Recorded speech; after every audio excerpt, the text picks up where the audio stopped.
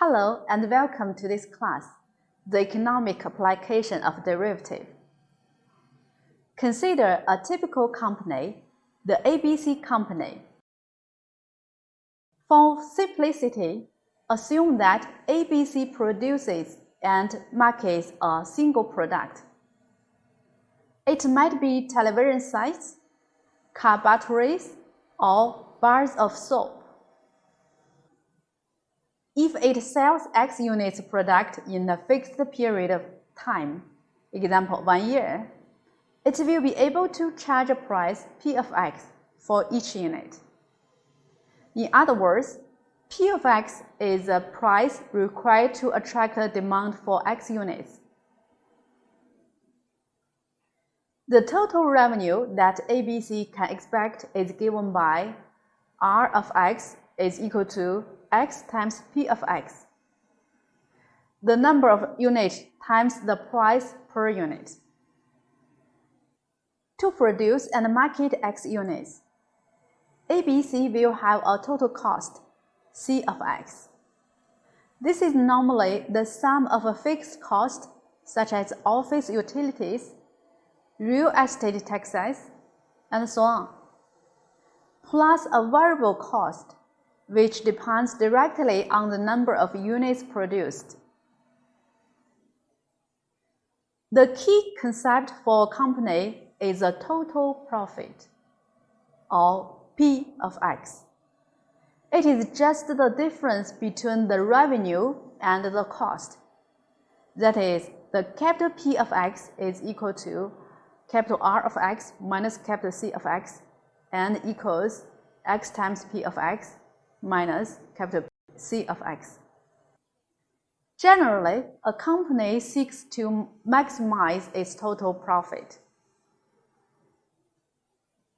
There is a feature that tends to distinguish problems in economics from those in the physics science.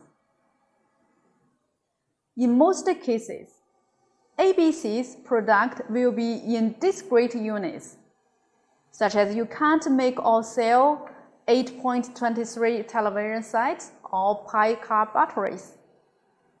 Thus, the functions R of X, C of X, and P of X are usually defined only for X is 0, 1, 2, and so on. And consequently, their graphs consist of discrete points. In order to make the tools of calculus available, we connect these points with a smooth curve, just like this picture, thereby pretending that R, C, P are nice differentiable functions. This illustrates an aspect of mathematical modeling that is almost always necessary, especially in economics. To model a real-world problem, we must take some simplifying assumptions. This means that the answers we get are only approximations of the answers that we seek.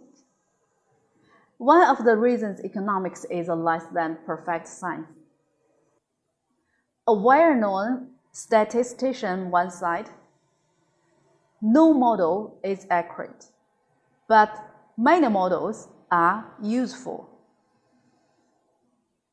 A related problem for economists is how to obtain formulas for the functions C of X and P of X.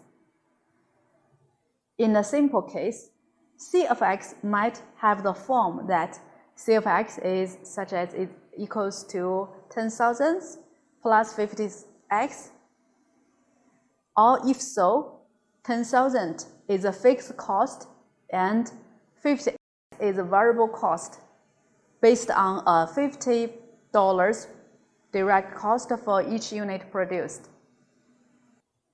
Perhaps a more typical situation is that C1x is 10,000 plus 45x plus 100 times square root of x.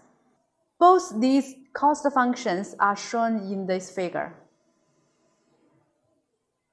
The cost function C of X indicates that the cost of making an additional unit is the same regardless how many units have been made. On the other hand, the cost function indicates that the cost of making additional units increase, but at a decreasing rate. Thus, C1 of x allows for what economists call economies of scale. Selecting appropriate functions to model cost and price is a non-trivial task. Occasionally, they can be inferred from basic assumptions. In other cases, a careful study of the history of the firm will suggest the reasonable choices. Sometimes we must simplify, make intelligent guesses. The economic theories can be explained by some of the elements in calculus. So we can say that calculus is doing a big help when we study economics. That's all for this part. Thank you. I'm looking forward to seeing you in next class.